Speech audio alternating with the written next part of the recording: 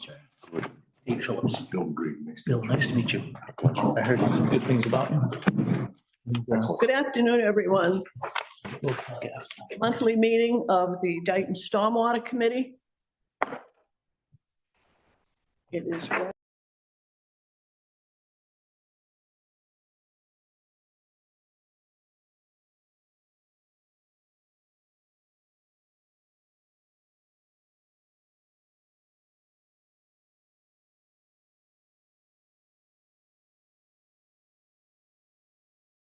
my agenda.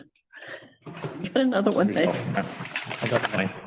Okay. Oh, that's right. She's, Coming in from all sides. oh, all right.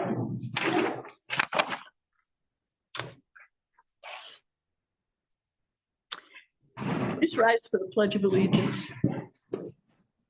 I pledge allegiance to the flag of the United States of America and to the republic which stands one nation under God, indivisible, with liberty and justice for all.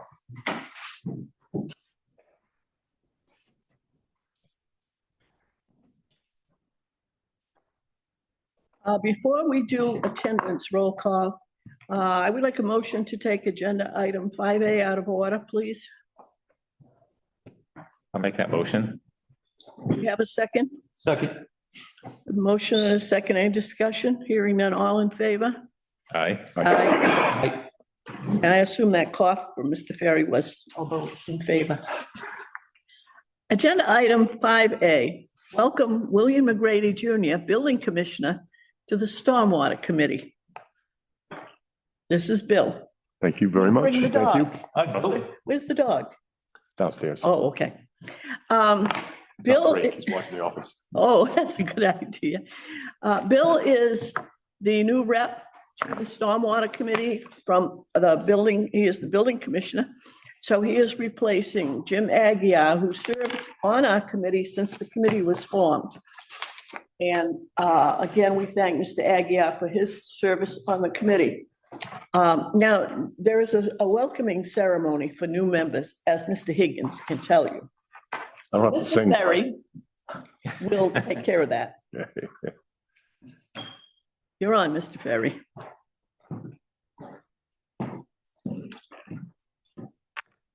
You look nervous. I don't know what's in that bag.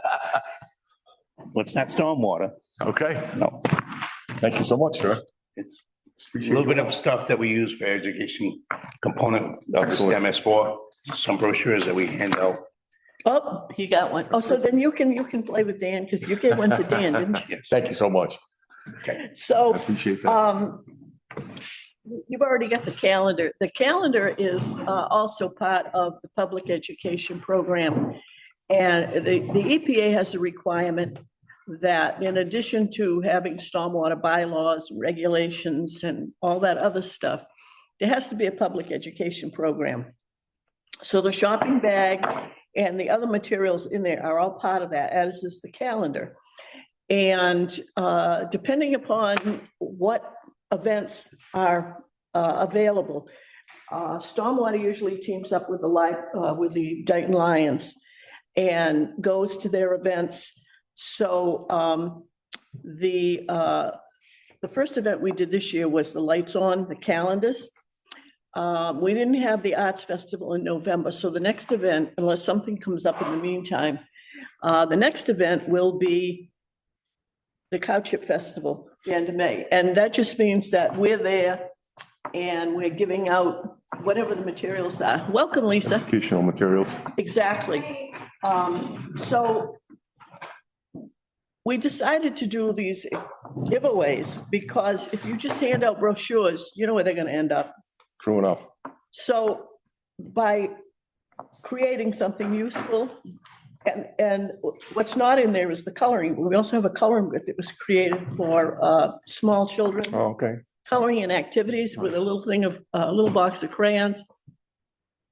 And the calendars, the brochures, the coloring books have all been done by graphic arts students at Bristol Plymouth. So we work with them because without them, we couldn't afford to do any of that printing stuff. The bags, the grippers come from another supplier. But anyhow, when the MS4 gets filed, in, by the end of September. The MS4 is the annual report of all the activities that took place relative to stormwater, any actions that you may have taken as a committee.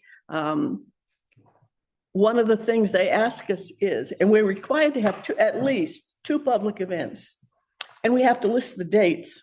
And I usually put a note in there that this is what we did. So as I say, so far this year, it's because it runs the same dates as fiscal year. So this far, this year, I have the lights on. So that's something that will be in the MS4. So there's more to it than just coloring books, crayons, and giveaways.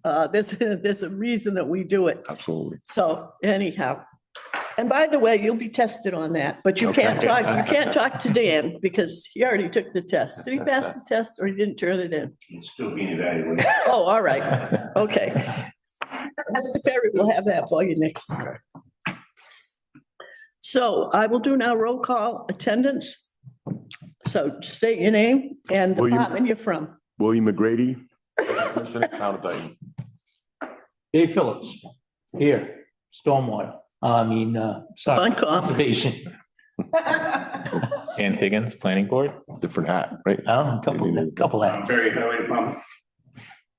Lisa Caledonia, Conservation Agent. And Nancy Goulart, representative for the Board of Selectmen. Old business. Review, discuss, act, and report from Weston and Sampson, MACS Solar Farm, dated 11/18/25. After Mr. Pilling left, who was our stormwater agent, there was no regular site visits and inspections at the solar farm located behind Arujos. I had major concerns because when they submitted as-built to the planning board and Weston and Sampson looked at them, the numbers didn't come out right. So they were told to go back and work on it because the as-built have to reflect the last plans approved by the planning board. So that's the planning board issue. But because the Stormwater Committee did not have anyone doing regular inspections, and because I was hearing things like the reason that the as-built didn't match the approved plans was because Mr. Pilling had made changes. And I said, no, that doesn't fly, because changes that were made, number one, were not major, because had they been major, they would have gone back to the planning board. And secondly, before he asked them to change anything, he would usually call me up and say, hey, can you take a ride with me? When we went to the site, he explained to me what it was he was concerned about. And I'd say, okay, go ahead and tell him to change it. So there were no major changes that were because of Mr. Pilling. So as things turned out, I talked to the town administrator and said, I need Weston and Sampson to do something, to do a final check on the stormwater infrastructure. I don't need him to go back to the beginning. I just need him to take a look at what's there. What was done after Mr. Pilling left. And also they were already working on reviewing what had happened with the as-built. Well, as it turned out, and I mailed this out to everybody, the top of page 3 was the really important part where Weston and Sampson says there needs to be corrective action. So I assume all of you got that report. Do you have a copy with you, Heather? Okay. Could I just have that? Because I just want to cite that. This, is Mr. Christofouli notified of this meeting? Yes. Thank you. Mr. Christofouli is an abutter who had concerns about the project. And because we were going to be discussing this, he was given a notice of the meeting. This is now a public document. I've shared it with various boards, commissions, obviously the town administrator. But the key sentence to this is from Weston and Sampson, we recommend that the applicant perform this analysis to confirm whether the as-built condition of the basins meets the original design intent. The applicant should also provide a copy of the originally approved stormwater analysis to allow for comparison. That original approved stormwater analysis obviously would have been generated when Todd Pilling was here. And Mr. Pilling is a PE, so he was well qualified to look at this. So we know when he was here, everything was okay. The concern was after he left, what did they do?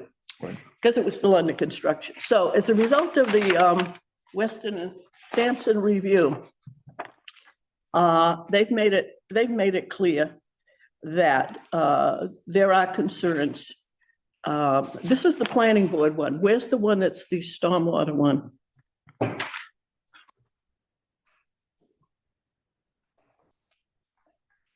This one's,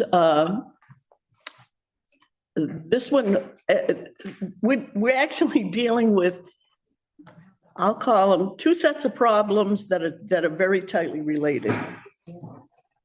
As far as as-built. Do you have it with you? No. Okay.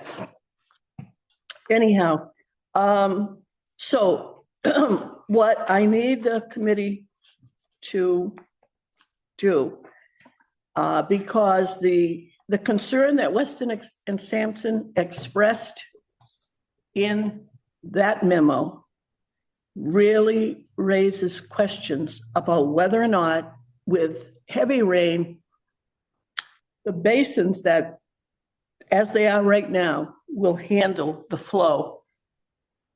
And they expressed concerns about runoff.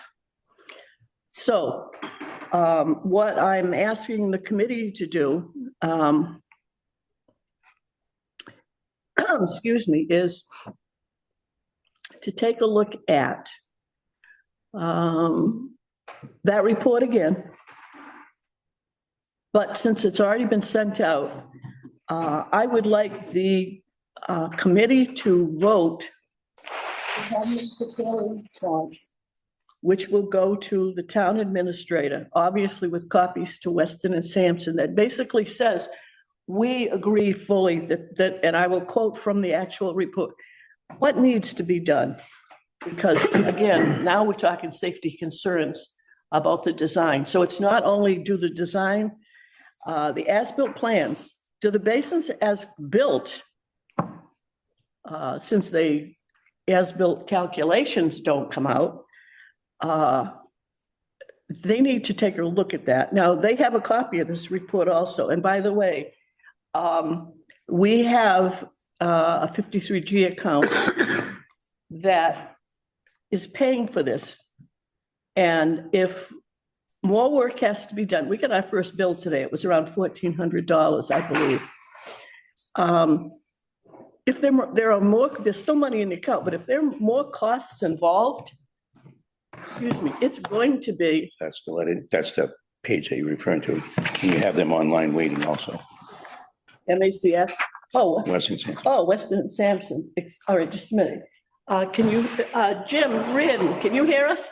I can. How are you doing, Nancy? Okay, so Tom, is that the same one I read? Yes.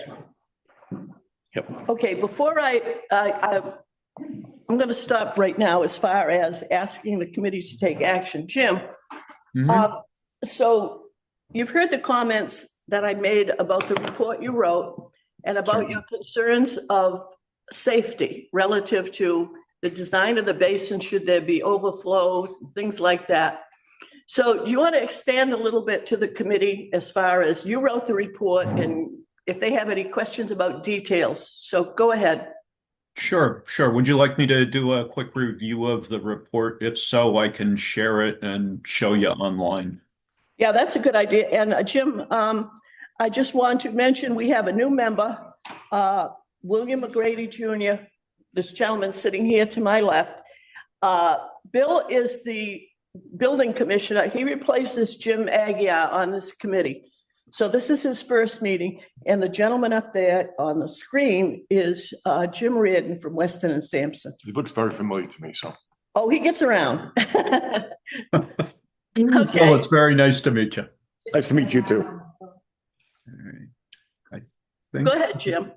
yep, I think this is going to let me share now, hopefully. Hit allow on the blue, the middle. Yep, one more try here. Here we go. This one was the, Continue. this meeting only, yeah. All right. You should be able to see this memo now, dated November 18th, 2025. You just want to make sure you can see my screen. Have to save this. We see a screen, but the memo's, there it is. Yeah, Is that the memo? I'm rolling through it now. Oh, okay. All right. Okay. So anyways, this is the most recent memo we put together, as Nancy mentioned. Yeah, we can't see it yet. Yeah. Oh, We're trying to figure out how to do it. oh, okay. This page is something else. Well, while you're doing that, do you want me to, let me try and stop and I'll try and start again. Just in case Okay. it's something on my side. Did we hear anything from MACS? Because this went to Pete Warren. And there was no response. I got nothing. So MACS is not represented here, but they were notified and got the agenda. So Do you guys see the memo now, or it's still blank? Not yet. Okay. You I'll want- start an Can we introduction of stop it, sharing? and We have to stop sharing, right? First, Go up to share, yeah.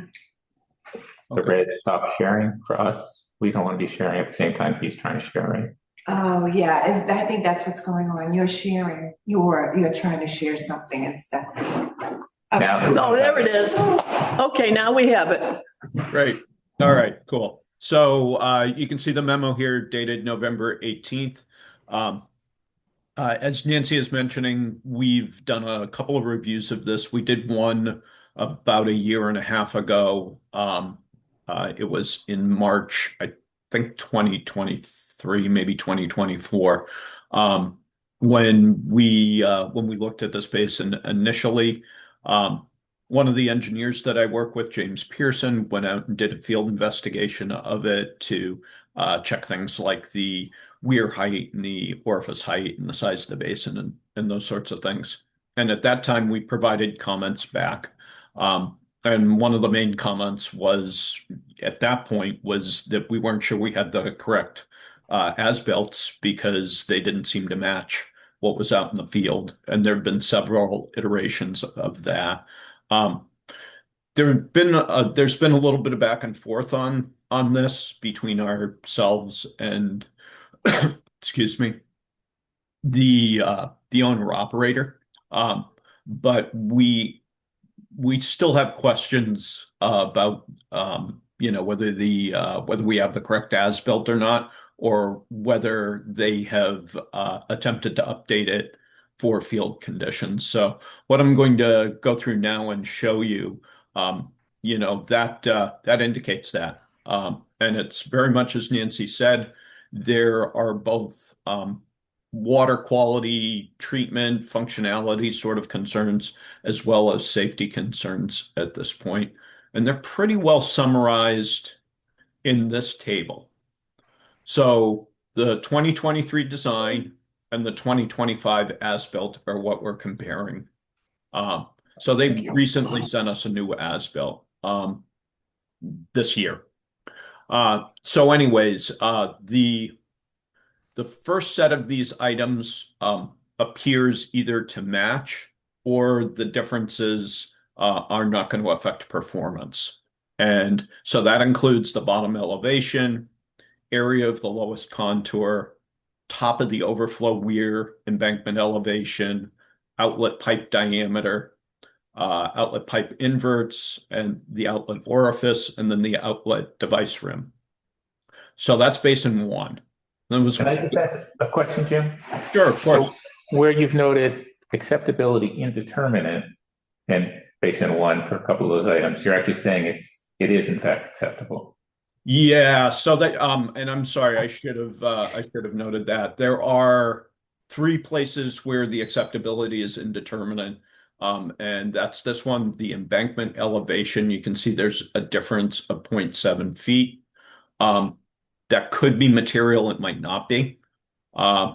The outlet pipe inverts of 141.5 and 140.5 in the 2023 design, whereas out in the field, it's 142 and 140.2. Again, it's a little hard to tell whether that's material or not. And the same down here with the outlet orifice just being off by a quarter of a foot. All right, thanks. So that's basin one. Thank you for bringing that up. And then basin two, we start to get into some more significant concerns. And as you noted, the acceptability being indeterminate, that's where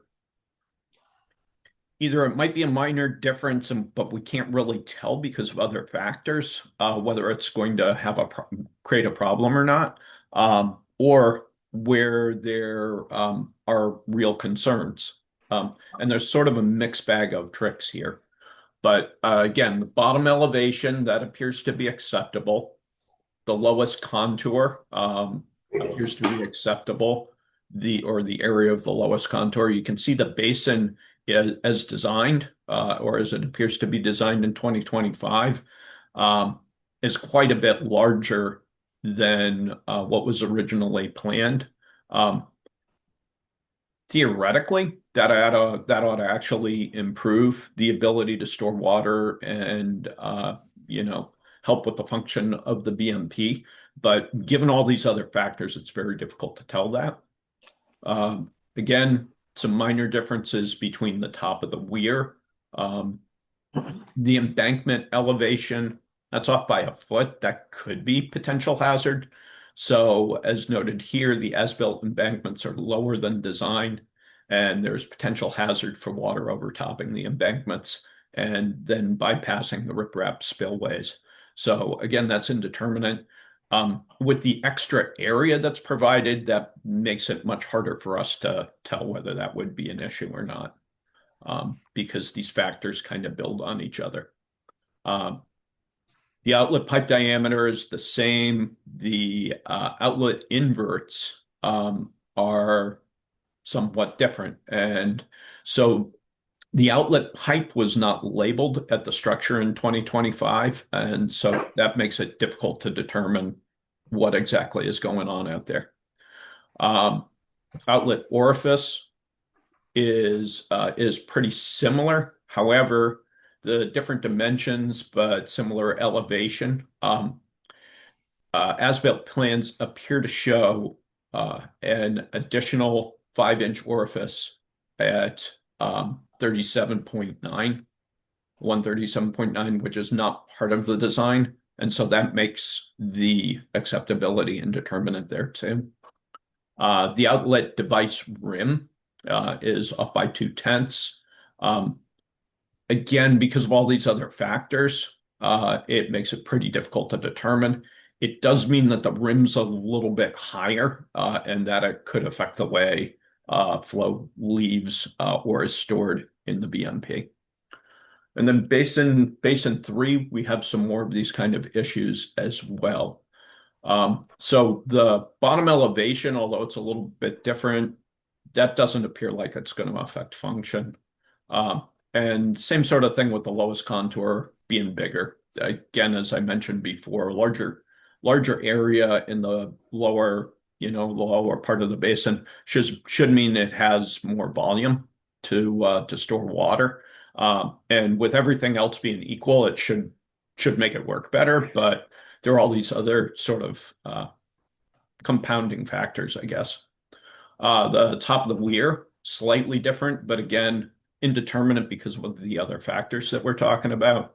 The embankment elevation, so that's off by a little bit too, a little bit more actually. So the as-built embankments are lower than design. They're a foot and 0.2 lower, and there's potential potential hazard for water overtopping the embankments, bypassing the riprap spillways.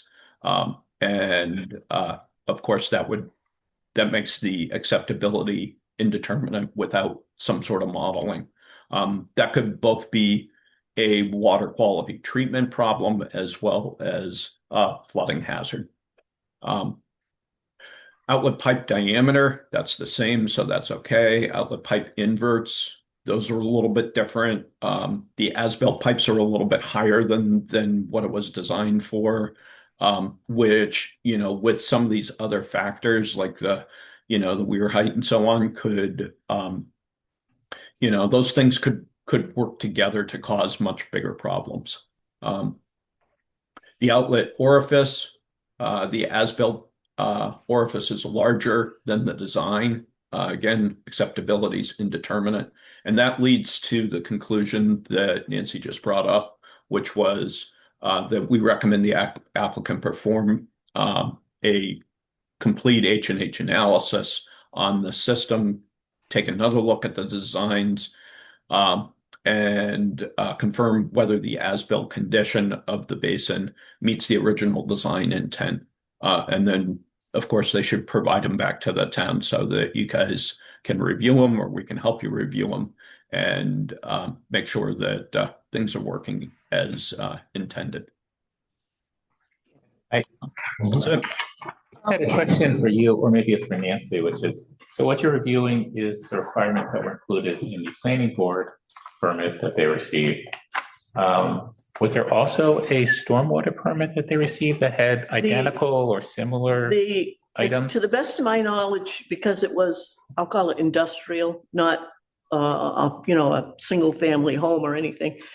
The only thing that was issued was from the planning board. Okay. However, because we had a stormwater agent who was a PE, he's the person that got involved as far as site visits and routine inspections, because obviously the planning board doesn't have anybody that can do that. So the permitting went through the planning board and obviously building department, those departments. Right. And up to the point of when Mr. Pilling was here, I was fully confident things were okay. It's when he left and there wasn't inspections, and I was talking to, well, not only the current town administrator, the previous one, and said, I've got real concerns because we need somebody to look at this. And I continued to say that. And in the meantime, of course, the planning board wanted the as-builts and have Weston and Sampson look at them. And we know that didn't come out well. And the history that we have with this project, in the very, very first week, and then after Mr. Pilling left, my concerns were knowing that the planning board did not get the as-builts that matched. Stormwater now needs to get involved and say, we want this reviewed by Weston and Sampson.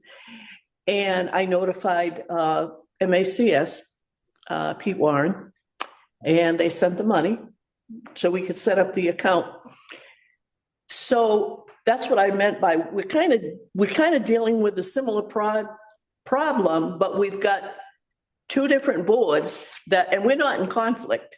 It's just that Stormwater is trying to continue to the end what Mr. Pilling would have done, and that is through Weston and Sampson. And of course, the planning board is also using the same engineers, which really brings it all together. So that I think when we get these structural concerns, because now this is structural, it's more than just the as-builts don't match the last approved plans. I just want to make sure this was a complete list of what are the issues, that there wasn't a separate list that you were running someplace. No. Okay, This is, this specifically relates to my request to get this, in other words, my lack of, I don't want to say trust, but I can think of no other word to describe this. I just want to read the beginning of the paragraph. I read the last part that's underlined. In this last page, what Mr. Reardon and Mr. Pearson state is, The key point that can be made from the data above, which he just reviewed, is that there are some differences between the way that the stormwater basins were constructed versus the way that they were designed. These differences mean that the stormwater management system overall for the site may perform differently than predicted by the design calculations. It is possible that even with the differences that the stormwater management system may produce the intended results that conform with regulatory standards. But the only way to confirm this would be through stormwater analysis and modeling of the as-built conditions.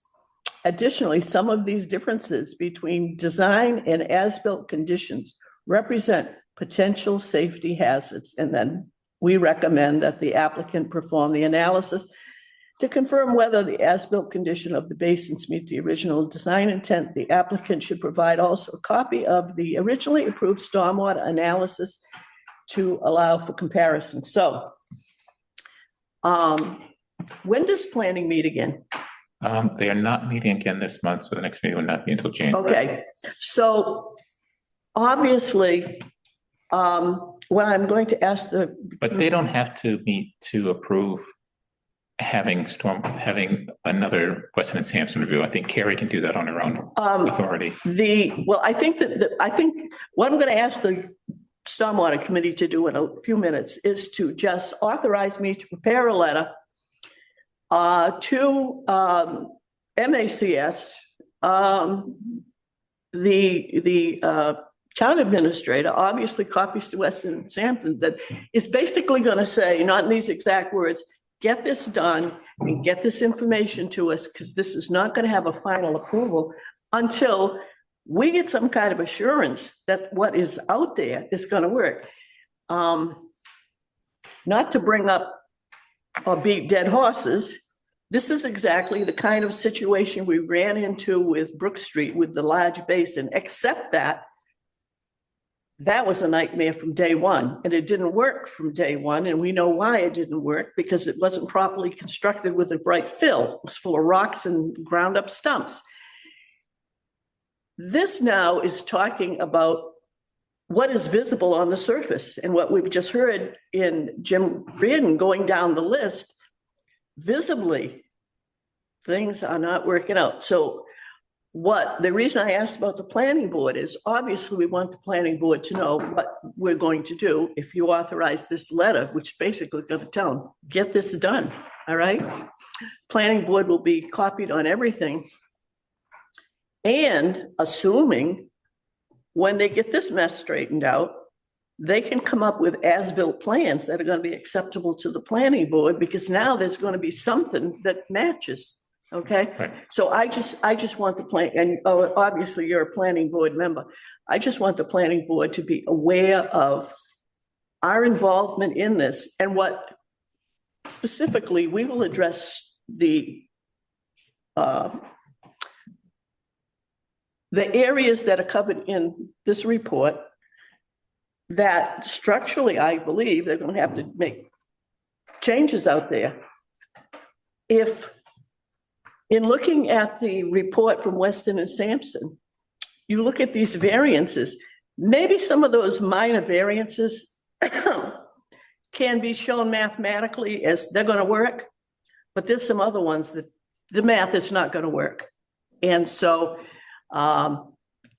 we're going to work hand in hand with planning. We just want them to know we're going to move ahead with this, basically telling MACS, you got to get this straightened out.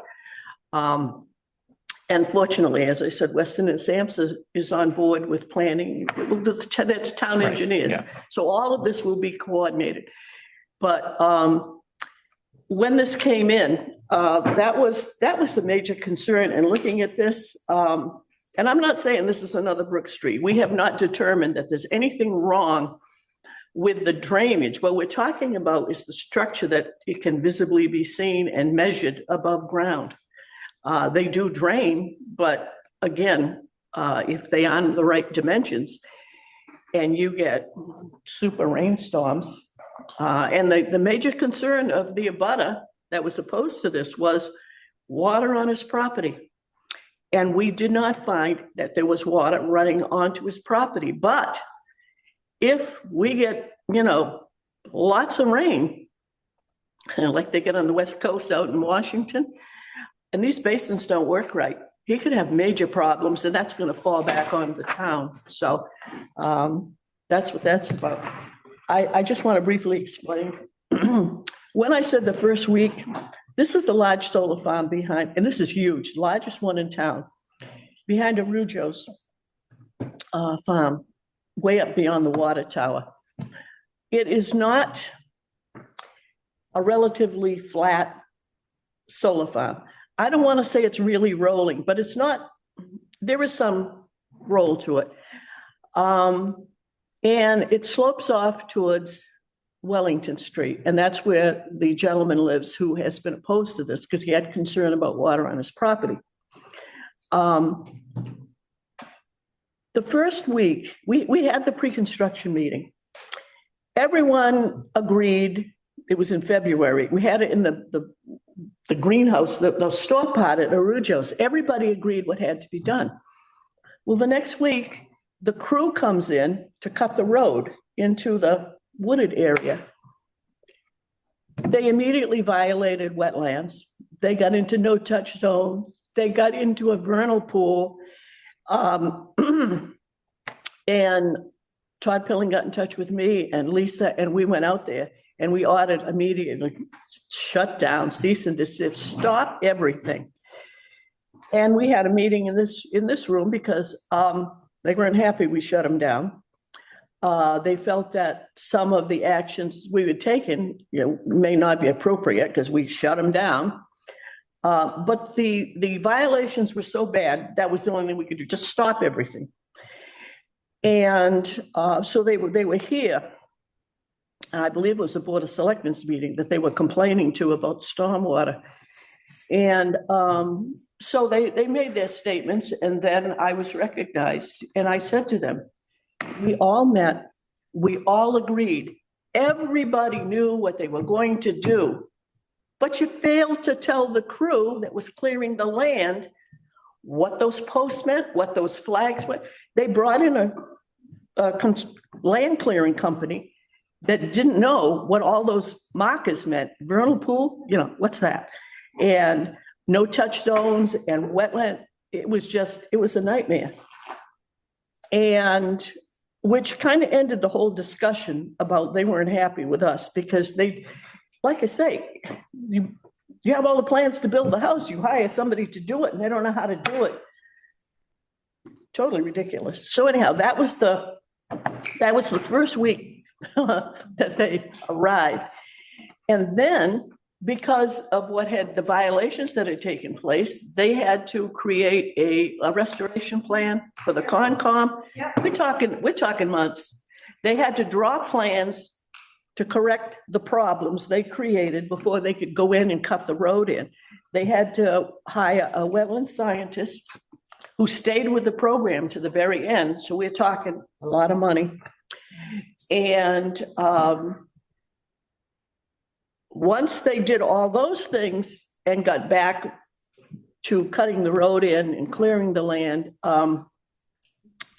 Mr. Pilling stayed on top of it simply because you start out on the wrong foot, you've got to keep an eye on things. So anyhow, that's what pretty much generated when he left and we were getting to this end, and I'm hearing that numbers don't calculate. And that's when I asked that Weston and Sampson get involved on behalf of Stormwater. But anyhow, it's a town thing because we have obviously planning, we have stormwater. We're all kind of working towards the same conclusion. So that's where we are with this whole thing. Do you have, Jim Reardon, do you have anything to add? No, I think you made a nice summary of the situation out there. There's been a lot of back and forth, I think, between this owner operator or applicant, depending on how you want to look at it, and the town, and that there are still a fair number of unresolved issues. And Frankly, each time we've said to them, hey, here are some unresolved issues, please address them. We get something back that, and it takes a while to get the something back, but when we get something back, it still leaves questions, in some cases, more questions. I think key thing at this particular BMP is that it's possible that this BMP has been installed in a way that's going to be safe and provide for good water quality management, but there's no way to tell it from the existing site and the materials that we have, because the H&H study is, for a different design, and the design is quite a bit different than what's out there in the field. Okay, obviously, I'm not a mathematician to this level. I don't understand how everything is done. I do understand that the calculations have to match the plans. Yep. And we had experience with this with a housing development in Taunton, a condo development in Taunton, but it was on the Segregansett River. And it affected our water rights. And Todd Pilling, Jim Agia, and I worked with their engineer, and this was before the Taunton Concom, and we were talking about something that was going on in Taunton. And the main concern was, we got to get this resolved because we don't want to end up in a lawsuit between Dayton and the city of Taunton. But anyhow, that whole discussion was related to, Mr. Pilling kept saying, these numbers don't work. They don't work. And in the end, they worked. But it was because we had his experience and the ability to do all these calculations that are needed for stormwater and volume and all these things, that we were able to get that resolved and got things straightened out. The condos got built, the river got protected, and we didn't go to war with the city. But as I say, the only word I can think of is I don't have a lot of trust in this. So does anyone have any more questions about this particular project? Mr. Ferry. A few things. I guess one at a time. So the basin 2 is the one that's in the middle. I'm presuming that's the one that's closest to an abutter. I would have to look at the design set again, but I think that's right. Right, assuming basin 1 is at the gate, and then basin 3, which is flowing the owner's property. Basin 2, I think, is the one with the most concern, which brings me to my other comment. I have two comments. Is there still a SWIP on the property? And maybe should that be adjusted until this is clarified safe? Like at every significant storm, it has to be visited to protect that abutter. And then lastly, my other point would be, I guess, directed to the chairman. This is the planning board's in the driver's seat in this, and we need to give comments to the planning board, correct? Well, I think we need to work hand in hand with planning. Planning is the one that will do the final approval, simply because they were the ones that issued the permit, which was kind of all-inclusive. However, when this thing is finally okay, and the engineers, everybody says it's okay, based on everything, it's going to work. The responsibility for stormwater management still falls to the stormwater committee, and there will have to be periodic visits. So right. It's not as far as this, and to streamline it on our behalf and for the town's behalf, and planning board and the holiday season. So you're looking for a letter to address to the planning board? Yeah, it would be the stormwater committee talking to the planning board, but the message in it is basically to MACS. Right. They've got to get this done, because I don't think the planning board can take final action that says, okay, everything is good, simply because Weston and Sampson is looking at the calculations, the as-built, to match what was finally approved. We're just looking at stormwater because of our responsibility for that. Right. And we're seeing from Weston and Sampson, they can't say that this is all gonna be good.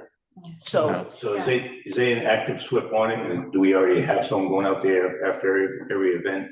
no, I think we need someone. The site's not really stable.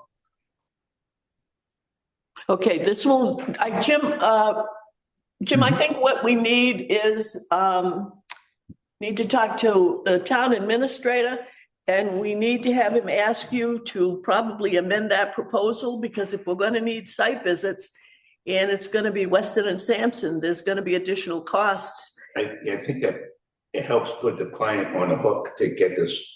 Oh, and once we get that, as I say, if this is the route to go, and once Weston and Sampson, if the next step is amend the proposal to include site visits, MACS is gonna be notified that as part of the goal to get this whole thing resolved, and with a site that's not totally stabilized, there have to be inspections, and they're gonna arrive at their expense.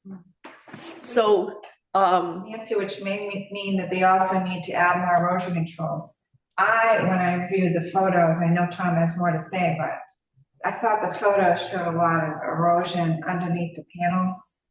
Did you notice that? I haven't been out there, and I haven't seen the pictures you're talking about. I think, so Tom, yes, I think there has to be more frequent inspections. Yes, as town engineers, we would ask Weston and Sampson to do it.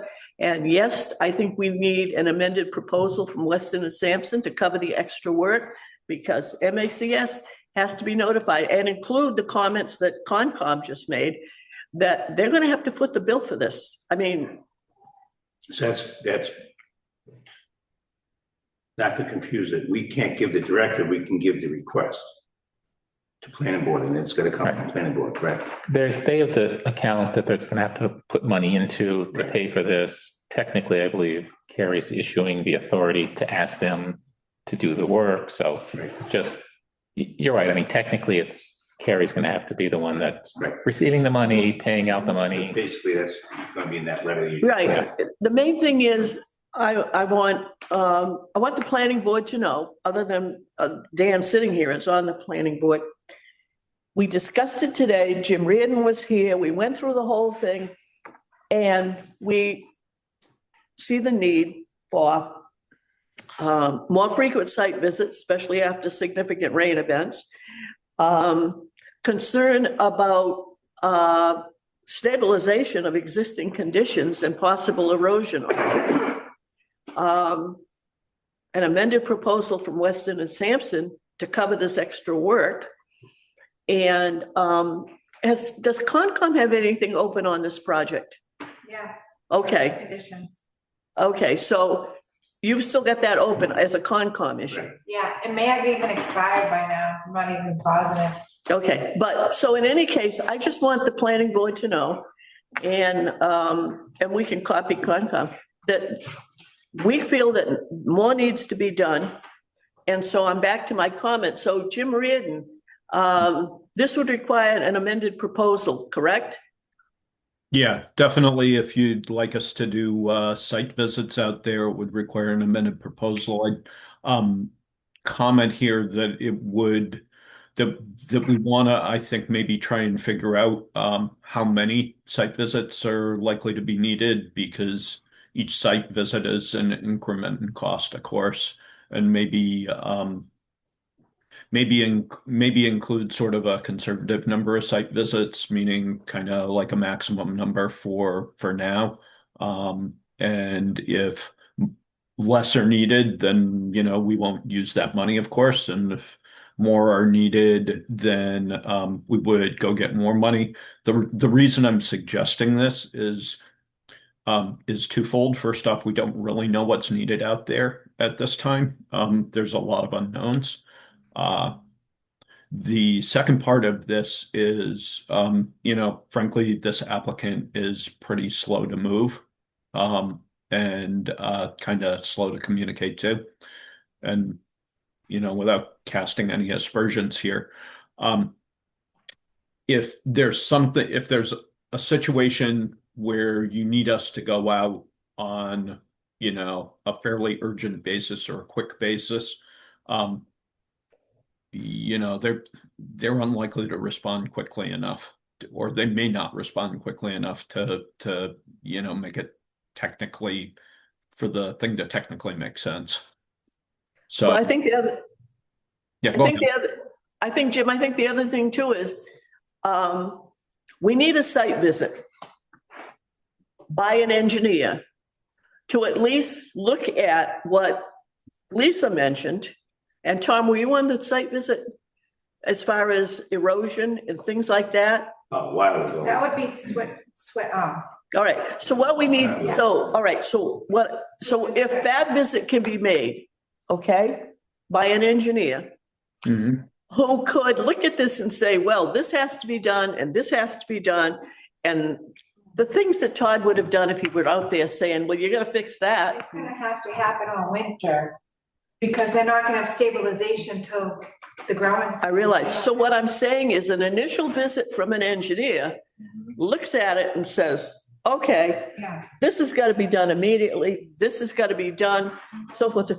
And from that visit, I think it's going to help provide the information Weston and Sampson needs as far as the routine work that has to be done once these corrections are made to get this site stabilized. And that would also help determine how many site visits there are going to be needed down the road. Yes. Tom? Jim alluded to that the basins probably do work. They just gotta be proven the engineering part of it. My only concern is a rain event on top of snow. And I know what that happens in Dayton. So if we know we have an inferior basin and we know we have an immediate abutter right there, that's the frequency of visits I'm concerned about, to answer your question. So it might be like half a dozen, or maybe language could be after an event. But Yeah. how do you come up with that number? I'm only worried about right after the event. Yeah. So if I could offer, I don't know that we can say that the basins probably work. I think that's very much in question. So I just qualify that. But as far as, number of events or frequencies, so maybe you do a baseline, right? As Nancy was discussing, and then maybe you set it up so that anytime you get an inch of precipitation or more, that you go out. Say a half Something like inch. that. Yeah, maybe even a half. Of rain, you're saying? Yeah, because a Okay. quarter inch is considered significant, right? On top of 6 inches of snow melting. Lisa, can you find out what the status is with Concom? Because if you've got something open or out there or something that needs to be extended, and Concom is going to take action also, obviously, Stormwater and Planning need to know what it is they're focused on. We wouldn't be taking action though, I mean. But you're talking about erosion and stuff. The erosion is not in an area that would go into wetlands or anything? So the erosion I noticed in the photos is under the panel. Okay, But that doesn't mean that more of the site doesn't have the same issue. I haven't been out there in forever, since me and Tom went out there. So, yeah, it could be something where we'd want, there could be silted runoff, depending upon what you find. I'm sure the erosion controls are not in place. I would appreciate if Weston and Sampson could do that for us. I have very limited time to do all this stuff, so. But we don't have to ask them to do an analysis of the existing erosion, but if they're going out there to do all of this and they notice erosion, they can inform us and we can and take the proper action afterwards to Yeah, develop whatever plan is needed. Yes, right. yeah. That makes sense. I think it also carries more weight if it's an engineer from Weston and Sampson as opposed to one of us saying, well, we got silted runoff there, you got to fix it. The contact person, local, isn't local. Because when I asked him the last time, I am the contact, and I'm looking at it saying, I don't know if he's an attorney or what he is, but I don't think he's an engineer.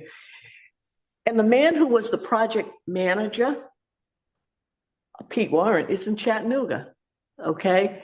I will mention that when we shut them down and we had that episode at Selectmen's meeting, and I pointed out what created the whole problem, you didn't educate the people you hired to clear the land. The person in charge disappeared, and they brought in a more like a project manager, site manager, and that was Lou Cruz. And I said to them at the time, I'm not going to deal with all these people. One person, give me one person, and it was Lou Cruz. And he was very good to deal with. And he and Todd worked with, Todd wanted something changed, he talked to Lou, it got done. So that was okay. We lost control of it when we lost our stormwater person, who was an engineer. And so now that we're dealing with this, quite frankly, if he were here through the end of this project, I think this would have been wrapped up quite a long time ago, because he just stayed on top of it. And so now the situation is we're kind of catching up with things and trying to straighten out the stuff that doesn't match. So, but anyhow. Is there a number that we want to propose for how many stormwater events? Just an initial number to include for our amendment for them? 6? I think Weston and Sampson, once they do a site visit, they're going to put an amended proposal together. And I think they will have something in to say, we recommend X number of site visits. Yeah, it'll be based on the general permit. The Yeah. construction general permit, the EPA one, right? Is that what you use to figure out inspections typically? Yeah, so I'm I guess I'm sort of thinking about two things. So one is that, I think you guys would like us to go out there and do a baseline inspection pretty much as reasonably soon as we can get out there, given approval timeframes. And then there's maybe a number of inspections that you want to set up while we're waiting for the applicant to provide the new as-built information, the H&H study and additional analysis, because I suspect that'll take them some time. And so maybe there's, we set aside 6. I think was somebody mentioned that number, it might have been Tom or Dan, that 6 would be a good starting point. That's reasonable to me. Like, given that we want to get out there, what do you think, Lisa, after each inch, precipitation event, half inch and precipitation event? Well, there's usually a note. I mean, as far as construction general permit, the EPA offers guidance on when to do inspections. And I'm pretty sure that there's a note in there about snow melt.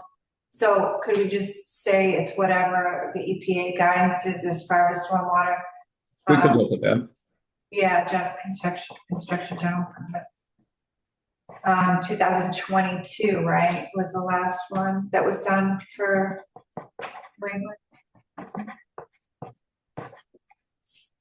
That I don't know off the top of my head if that was a question for me.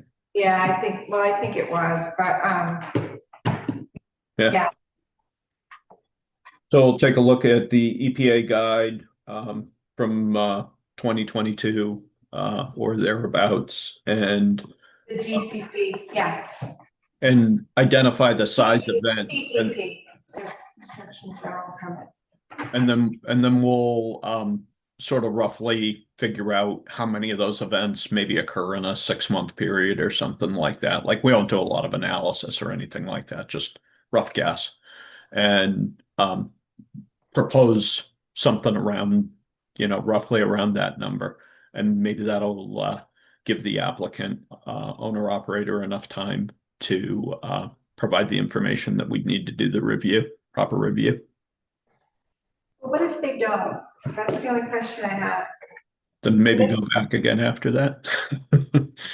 What if they don't want to put up the money and we know that there's issues?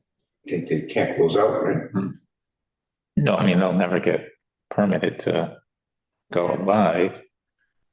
There is a bond that they put up when they got the permit from, I don't know. I think that the bond is generally mentioned as being for when the project is completely over, like, Oh, decommissioning. decommissioning. I don't know whether it's available to be used for something like stabilizing a site if the person has walked away, essentially, if not legally. That's a question maybe for Carrie or. The other thing too is, in all honesty, if with this work that we're proposing, if they refuse to cooperate, period, whether it's, we're not funding it, go away, Dayton, we're not doing it. I think we immediately notify the EPA that we're dealing with a situation. There is potential legal action. But as I said, I would start with the EPA because they're everywhere, all right? And As long as they're staffed. well, what I'm saying is, the stormwater in Massachusetts is handled by the EPA, not the DEP. So we won't be dealing sort of locally. The office in Boston is the whole northeast part of the country, plus the state of New York. New Hampshire and Massachusetts are the two states that are Northeast, not EPA. New England, right? No, northeast, that's correct, northeast plus New York, state of New York. But I really think if you get into those, if we get into those kind of problems, my first response would be contact the EPA and ask, where do we go from here? If the big guys have to get involved, we have other things that happen in town that DEP gets involved with and they got clout. Well, since the EPA has primacy for stormwater and we're dealing with a stormwater problem that the company is just being totally go away, Dayton, then we get them involved and see where we go from there. But anyhow, I just made some quick notes. So trying to put together something for a letter. So I'm not going to make this detailed.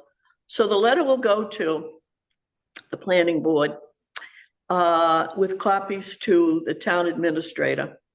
I'm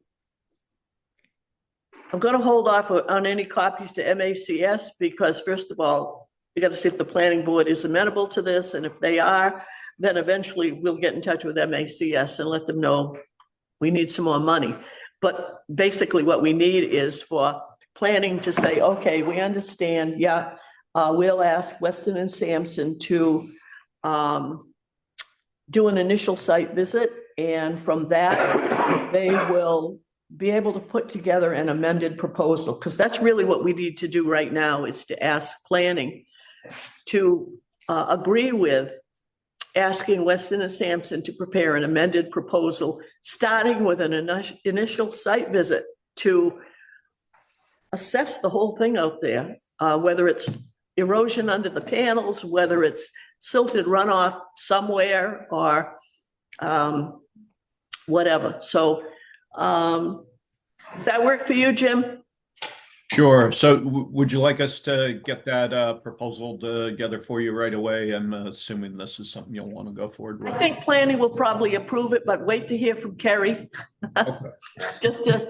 Besides, Christmas is coming. I don't want you having to take this on right now. Appreciate it. It's off for a couple weeks. So maybe get the proposal coming, so it's in place. Well, Yeah, probably should get it. Jeff, if Kerry's going to be off, Jeff can notify Jim and say, hey, she's away, but you know what, go ahead and do it or whatever.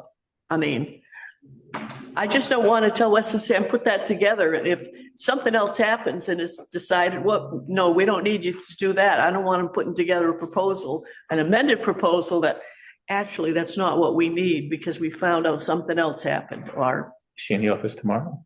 She's there tomorrow, yeah, So I know she's off this afternoon. So yeah. I can actually, I'll bring her tomorrow morning and just say like, because I don't think the planning board needs to meet to authorize this. I think Carrie authority, we've given her authority Yeah. to do it on her own. So all she has to do is, if she can do it all tomorrow, I don't know how much is involved, before she takes off for a couple of weeks, then, she can authorize them to send a proposal and. Yeah, and if you just let her know Yeah. that, Are you off too, Jim? I'm off after Friday, but we could probably get something at least drafted before we go. and it's an amendment, so it's just an addition to what they've already said they're going to do out at that site. So it's not a whole brand new proposal, it's an addition to what they've already submitted. Any questions from the committee? Okay, so could I get a motion to prepare a letter to the planning board requesting additional services in the form of an amended proposal, and I'll word this properly, from Weston and Sampson, beginning with an initial site visit at MACS in response to the letter of November 18th, 2025. So move. I have a motion. Is there a second? Second. Discussion. Hearing none, all in favor? Aye. Aye, opposed? Motion carries. All right, so, Jim, Yes. agenda item 4B. Permits on Horton Street, map 10 lots 28, 29, and 29-2. These are the three homes. Did James get a chance to go out there and visit that site? He did, and he and I have communicated about it too, so I can give you a basic update on that if you'd like. Yes, please. Sure. So as I mentioned, he went out and he looked at the site. Trying to remember which day it was, whether it was last Friday or the one before, but he's been out there recently. Essentially, he found the site with what appeared to be decent erosion and sediment control BMPs out there. There, wasn't a lot of silt or erosion or anything like that. He looked at a swale that was placed out there, and that looked to be in good shape. The sites themselves had been partially cleared, meaning that, they had construction clearing. There were still some areas left that hadn't been cleared, but there had been some pretty thorough construction clearing. The understory had been cleared out from under a number of trees and so on. And so, as obviously as an active site. In general, based on that, he said that he found the site to be in pretty good, what he would think, pretty good working condition. Okay, Bill, just to bring you up to date, large piece of property, or two pieces of property. Gentleman quieted, went to the planning board, got approval to divide it up into 3 house lots. He's gonna live in the middle and his kids are gonna be on either side. All of this got underway before Stormwater was notified. When we got notified, land had already been cleared. They were working on basins. They had put in driveways. They did put down the riprap to keep the runoff from coming into the road. So Stormwater got involved. We went out and did a site visit because when I think it was Tom and Lisa went out there first, obviously it was more than 35,000 square feet on each lot. So that trips stormwater permit. So in order to get stormwater permits issued, because we don't have anybody to write the wording, we went to Weston and Sampson, and you all should have gotten a copy of the terms and conditions. Have you seen this? This would have been emailed out. So in working with Jim Reardon, these Town of Dayton stormwater permit terms and conditions are meant to be boilerplate. Whenever a stormwater permit is issued, regardless who issues it, these are the terms and conditions that they will be held to as far as site inspections and all that good stuff. Because this project, these 3 house lots, was already so far in advance, there are things in the terms and conditions that don't apply, like we're not gonna have a pre-construction site meeting. And from what we've seen and what we just heard, the people doing the work there have done a decent job on controlling runoff and creating basins and doing those sorts of things. So these terms and conditions, when we talked about asking Weston and Sampson to come up with something at a previous meeting, it was said that I could review this, and if it was okay, I could tell them, we're going to use this, we go ahead. I sent it out, I gave it to Tom, and he only had questions about what do we do because it's so far ahead and some of this doesn't apply. So in talking with Jim Reardon, rather than trying to fine tune every single permit for every single condition, these are basic conditions. There can be other conditions added depending upon if a circumstance arises. But at least this is a place to start. So the Board of Health issues stormwater permits for homes that aren't in large developments. Usually it's just one house on a lot. In this particular case, we have the 3 homes on this property. So anyhow, once we looked this over and I discussed it with Jim Reardon, I did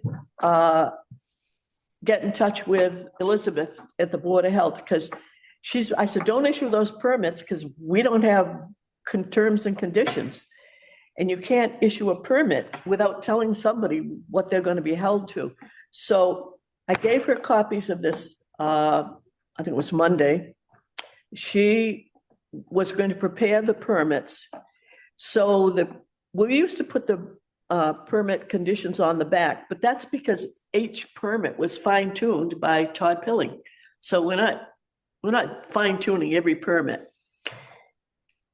So she was preparing the permits to go to the Board of Health, and it's going to state on it, other than the basic language, where it is and the location and the map and the lot and all that stuff. It states that the terms and conditions, they will follow the terms and conditions attached to the permit, so forth and so on. So I said to her, when you get those approved by the Board of Health, don't send them out to Mr. Luongo. Give them to me because I want to get in touch with him and give them to him and say, I want you to understand this is boilerplate terms and conditions for stormwater permits. You're going to read through this and say, well, we already did that, or that might not apply. If you have any questions at all about what is applicable and what isn't applicable, get back to me. I'll get back to Tom Ferry, and we'll work through this. We didn't shut this project down when we first got it, simply because they had moved so far ahead with the work. This wasn't like the solar farm the first week where everything got bulldozed and we just put a screech and halt to it. This project was well underway by the time I went for the site visit, the land was cleared, the riprap was in for the driveways, and it wasn't the fault of the property owner or the developer that all of this happened and nobody told us. So we're playing catch up, but what has happened from the report we just got is okay. We're not dealing with nightmare situations. We didn't feel it was proper to penalize this gentleman. He was following all the rules that he knew about. So anyhow, I sent this out since the board had said that I could work on this with Jim, and if it was acceptable, it would go. I don't need another vote on this, but I just want you to have this. If you are questioned by anyone relative to, well, does this apply or whatever, just say, get in touch with Nancy or get in touch with Tom, And if we have anything really technical, we'll be talking to Jim Reardon, but I don't think we're gonna have real technical things. Again, this is basic. And if we happen to have something very unique that comes along that needs specific conditions for a stormwater permit, that can be added. This is, again, only basic. It's like when I do a pilot agreement, there's basic language in there. And the changes come within the lines that allow changes, whether we add stuff to it or we don't delete from pilot agreements. But in any case, it's a place for us to start and we can continue. So we will not have customized per job stormwater terms and conditions. And if you read through it, it relates to the EPA and everybody that has a say in the management of stormwater and what they have to do. And if somebody says in the building of a home, do I really have to do that? I don't think I have to. We got a place to go. So does anybody have questions on the permit terms and conditions? Yes. Not specifically on that project and those 3 lots. So I just want to clarify, how will we hold them accountable to make sure that they have done the requirements in that? Jim, is James planning a future site visit out to the house lots? We could certainly do that if you would like us to. We don't have that in the scope of work currently. Not quite sure what's left for budget on this project.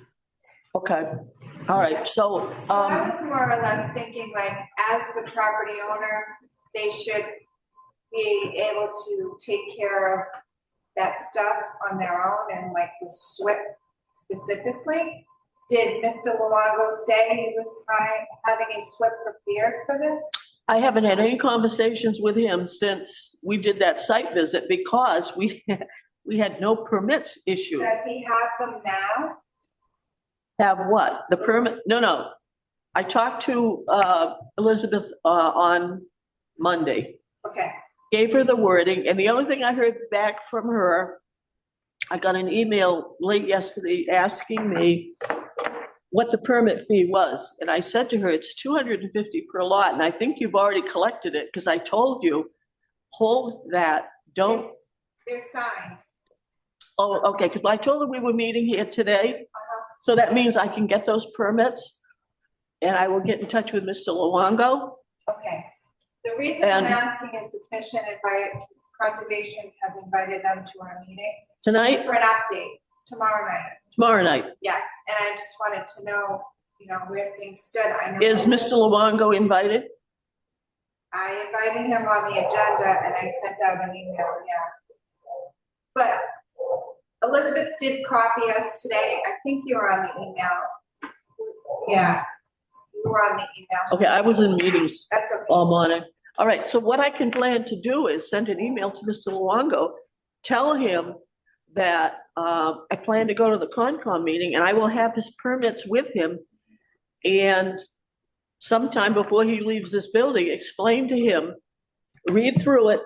There are some things in here you're gonna say, that doesn't make any sense. There's Like, some things he already has, some things Right. he still needs, right? but at your meeting, you can bring up the SWIP, Okay, the concerns, and he'll have a chance to digest all this, but at least he'll have his permits. And, it's just not a good time of year for a site like that to be completely exposed, because the site literally is like a ski slope. And it's completely exposed. How many acres is that? 50? did you do a site visit there? Have you been up to No, Horton I've Street? not. Okay. Granted, it's in good shape right now, but I don't know how it's gonna be once that site contractor isn't there every day. And it's just the plumber or whatever. I think, I will say this much about my dealings with him. Very cooperative. He just wants to do what's right. If we had been involved in the beginning, we wouldn't be backtracking at this point, trying to play catch up. But when I told him that there were going to be, besides permit fees, there would be engineering fees that would have to be paid to the town because the town engineers would be involved with this. And that was quickly taken care of. So he's been very cooperative, and if a situation arises out there during the winter and he's made aware of it, I believe he'll do what he has to do. But what I'm saying is, to me, it shouldn't be falling on the town to discover the problem. It's kind of more on them to make sure that there isn't a problem ahead of time. Right. By monitoring, you know? Right, and I think if you say something like that at the meeting, if they're there tomorrow night, if they're not, we'll have to catch up with them some other way. To let them know, we want somebody keeping an eye on things so problems don't develop. They need to be proactive, especially because of the winter and you can't plant anything. And then the same goes with the other exposed sites. I can think of a couple off the top of my head, you know. Okay. All right, do we have anything else on the Horton Street houses? I don't think so, but I didn't get to introduce everyone that's been online, so I don't know if one of you. Okay, who else is online? So you have a Jonathan Picard, and you also have a Tayaba. Oh, that's the next project. That's the next item on the agenda. So, are we all set with Horton Street? Does anybody have any questions on the house lots? We all set? All set. All right, agenda item 4C, Brook Street Solar Update. And I put Lisa and Dave because I thought you were going to make site visits. But I believe, and Jim Reardon, please stay with us. Okay. I think you said Jonathan Prasad and Tayaba Salim. Are you there? Jonathan? We are here. Can you hear me? Yes. Awesome. So what we were looking for was an update on Brook Street, basically, what's happening, and there was concerns about replacing plantings that died and things of that nature. Fair enough. I apologize in advance. I have a hard stop at 3 o'clock, but I'll try and be succinct and answer your questions. So thank you, first of all, for the memo that you had sent, Madam Chair. I'll try and address all of the items that you raised. I think with regard to the plantings, there was concern over a number of trees that had died. Those have since been replaced, and we're continuing to periodically monitor. Of course, we're into the time of year that we'll have to see how these new plantings, which were done some weeks ago now, shape up in the spring. In addition, you had also highlighted that there were some plantings that were done before, some trees that were done before, where the winds had blown the trees and they were now on an angle they should be staked. So all of those plantings were then staked, the new as well as the old plantings were staked. And I'm advised by our landscape contractor that that's all been taken care of.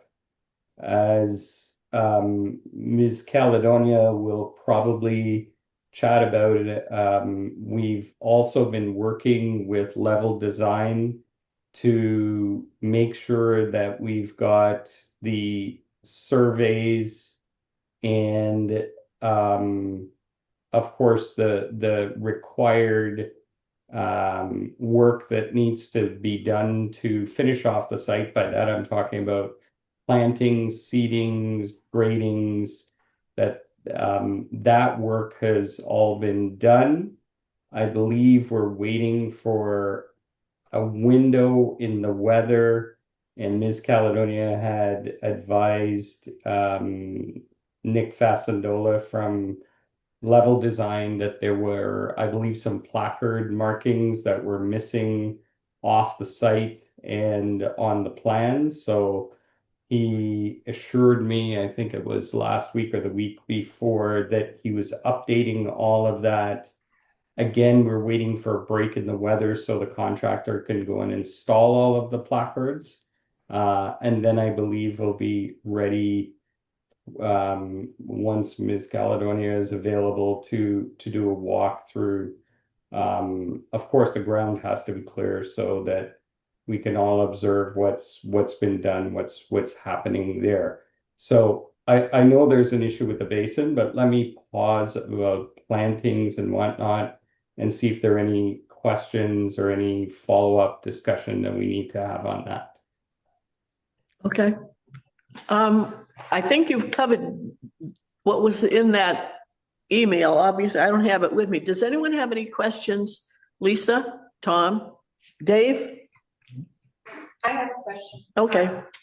So I just wanted to also let you know, Conservation Department did receive the revised plan from Nick showing the placards as approved at our conservation meeting. So that's great news. We did have you guys add in notes about monitoring. I never got an initial, hey, these plantings were installed, could you please do an inspection? So if they've been installed, then I will schedule a site visit next month, but I'm taking a little time off because of the holidays, so. Fair enough. So let's Just let me know.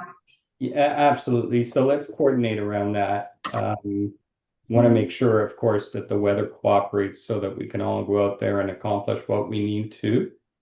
I'll move on with that, if I may, to talk about the basin.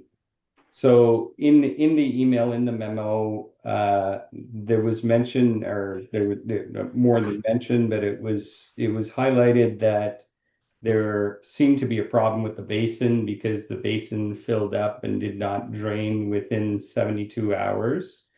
Of course, because of the history with this basin, we wanted to be very careful about whatever we did. So we did ask Nick Fasandola to contact Tom Ferry and Mr. Ferry. I'm not sure whether actually he's managed to do that. We keep on we're certainly reminding him that this needs to be done because I think you had some specific observations, and obviously we wanted the engineer to be involved with any potential modification that needs to happen with that basin.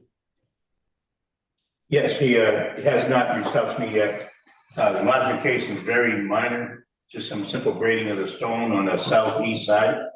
And I believe the basin functionality will work and improve itself after that point. Jonathan, I didn't want to give the impression the basin filled up and didn't drain properly. I think the thing was it didn't drain completely. And that's when Mr. Ferry talked about moving some stones around or grading or something. Right. Well, fair enough. It's good to hear that it's something minor. We'll get it attended to at the same time that we return to the site. I can't say to put in the placards because we'll need to coordinate machinery and manpower out there. But nonetheless, we want to get it dealt with as quickly as we can. We've been held up a little bit by the weather. So as soon as the landscape contractor advises us that he can get in and get that done, we'll be happy to commission them to do so under Nick's supervision. Okay, very good. So I am going to ask the same question again. Are you online generating power to the grid, or are you still at like startup stage or initiation? Yes. So to answer your question, I'll give you a short answer and then I'll give you a little bit of history. So the answer is, as we're all speaking here right now, the site is generating power. It is connected to the grid, as you know, it is generating power. I think the other question in the memo was, are the batteries on site? Yes, the batteries on site. The fire alarms, you might or might not remember, there was a additional provision request, I guess, by the fire department to put in an additional alarm system. That alarm system was put in. The alarm system was tested by the fire department with the fire department and is being monitored. The way that process works is it gets monitored, in fact, by two separate parties, in addition to then notifying the fire department should there be an alarm that's triggered. The fire department gets triggered as soon as that alarm goes off. They don't wait to verify whether it's real or a false alarm or what have you. Anytime they get an alarm from site, that goes off. And it hasn't, to be clear, it has not occurred except under testing as yet. So Okay. the history lesson, or not history lesson, but a little bit of history review. In August, we were given permission by Mr. Aguirre. I believe he was the one that wrote the note, signed off. Once we had completed the testing on the basin at that time was functioning as expected, as designed. We did get the permission to connect to the grid. We did connect to the grid and had to go through testing, which took about a day and a half with the utility to make sure that the site electrically would interface to the grid and would provide, from a safety perspective, if the grid was asking it to do things or the grid was experiencing some trouble or what have you. There's a whole shut-off procedure. It's all automatic that happens. So that needs to get tested. We did pass that test, and thereby we were allowed to keep the heating, ventilation, air conditioning on the containers at the site. That then, once we could do that, then we were able to place the batteries in at the site. The batteries had to go through their startup, testing, commissioning.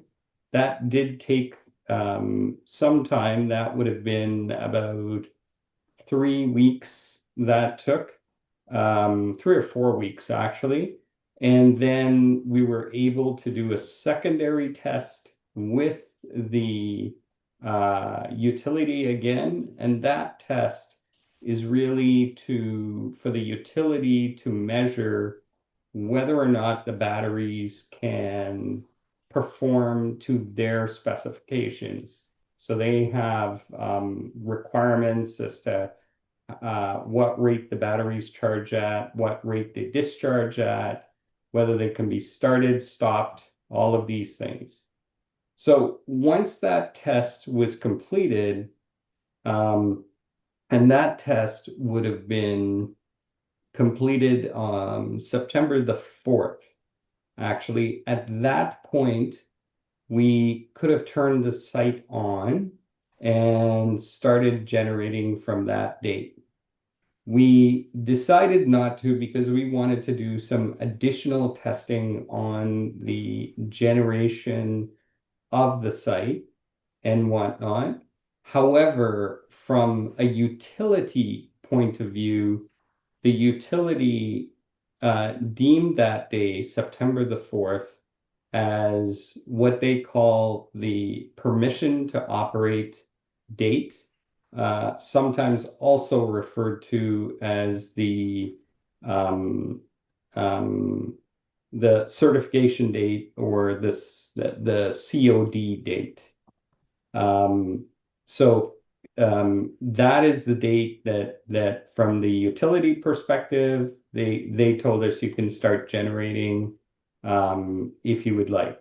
We actually took another month, so September, October, and I'm sorry, actually it was another month, almost 2 months to actually start generating full time.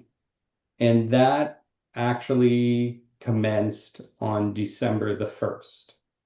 So if you were to ask the utility, the reason I'm going through this is if you're to ask the utility, they would say, yes, they've been generating, and the site was generating on and off. We would turn the site on, do some testing, turn the site off. We would turn parts of the site on, not the whole site on, turn it off, depending on what sort of testing we were doing. But the whole site started to generate as of December 15th, or December 1st, I beg your pardon. But the official date is actually September the 4th. So sorry about all of that, but I wanted to be complete with my answer to you. Did you say September 4th? I did. 4? Yeah, September 4th. Okay. Does the committee have any questions, or Jim Reardon, any questions of Mr. Prasad? If not, did you have, okay, if you, Mrs. Beausoleil is here and she did have a question. I just want to say this meeting has to end absolutely positively by 3 o'clock. And we've covered most of the items, but we are going to end at 3 o'clock or before if we can. So go ahead, Mrs. Beausoleil. Lauren Beausoleil, 1680 Pine Street.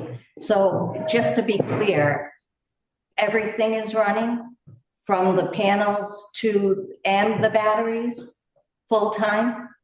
Yes. Okay, and has National Grid checked to make sure that any EMF or any interference has been checked on? I can't speak to that specifically, whether they did any of that testing. I'm not aware of that. I can check and certainly happy to email back whether that is part of what they normally test for. To my knowledge, apparently they it's a don't state normally law. test for that. I'm just going to interrupt right here. I understand the question and I understand Mr. Prasad's response. That is really not a stormwater question. You could direct it to the fire chief because he would be the person, I believe, who would have, I'll call it, more technical information, or you could direct it to the planning board. But that particular question is really not stormwater, and we are up against a tight schedule. So do you have anything else related to the site? As of stormwater, when it comes out of the pipe, isn't that supposed to be traveling over the riprap and going down the street? Because it just seems to be trickling out. And not trickling out, actually, when it's a good rain, it's rushing out. And it doesn't seem to be going anywhere. It goes into the ground, but when it's a heavy rain, our water that would normally drain does not the way it used to. It just piles up there. So what I think we're getting is a groundwater that, because that water is just coming out of their basin and just going into the ground, which raises our water level. Okay. No, it goes into the riprap. You'll see it across the top of the riprap. It goes through the riprap and immediately goes to the ditch on the left. If it misses any of that, or if it incurs to be groundwater, which the basin was designed to put it into groundwater, it would go into that stream, the culvert, that bridge culvert that they built. It would go into there and still flow to the east. It cannot make it to your side, or it shouldn't change anything on your side. Okay, does someone check that to make sure? That when heavy rain, again, I'm sorry, I'm going to interrupt. it's not 3 o'clock. What I've still got items on this agenda, but I'm also going to say at this point, What you're describing are possibilities, potentials. We've had discussions about this. What I know now is, and what we all know is, that the last design that was created for that basin was tested and it worked. I don't know what the groundwater situation is on your side of the road. You're a little bit higher than where that water comes out on from the basin, where the riprap is, where the little bridge is. So I'm going to stop this discussion now. I don't believe it's relevant to what we're doing. I'm not going to entertain suppositions, or it could be doing this and it could be doing that. This committee approved the last design that was made by the engineer, and it was tested and it worked. Do you have anything else? Isn't a basin an issue of stormwater? I'm going to state again, do you have anything else? I'm asking the question, is basin? I'm telling you this discussion is, if that's all you have, that That's for yes or no? I'm going to answer you right now. I do not believe what you're talking about relative to groundwater on your side of the road and the location of your home, which is a little bit My higher home is than lower that, than that. is not relevant to that basin and what we're discussing. This committee approved that design based on engineering studies, based on all the information we had, based on, I insisted on the testing, it got tested. Now, if there are concerns and you have factual information that you can provide from an engineer or an engineering firm, whatever, bring it back to us. But I am not going to allow this to continue today.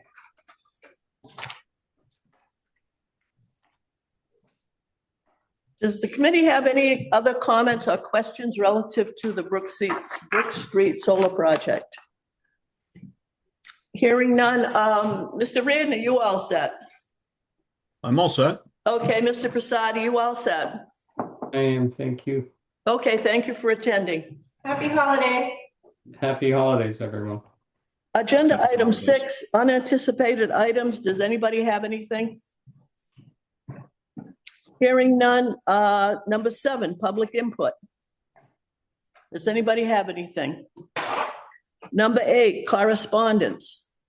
I don't think we have anything. I received a correspondence. I just wanted to make the committee aware of. Abercrest Estates has requested a extension from DEP, and I believe they're receiving that.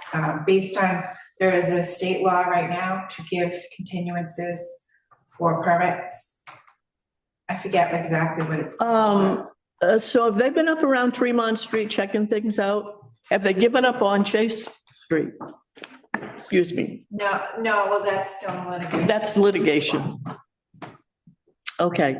All right, so we'll just keep us informed as things happen up there. Expenditures, Mrs. Nakori, do we have any expenditures for the month? Yes, wax gas for $349.59. That's all? Yes. $349.59. I put this agenda item on here, and sometimes I forget to do it.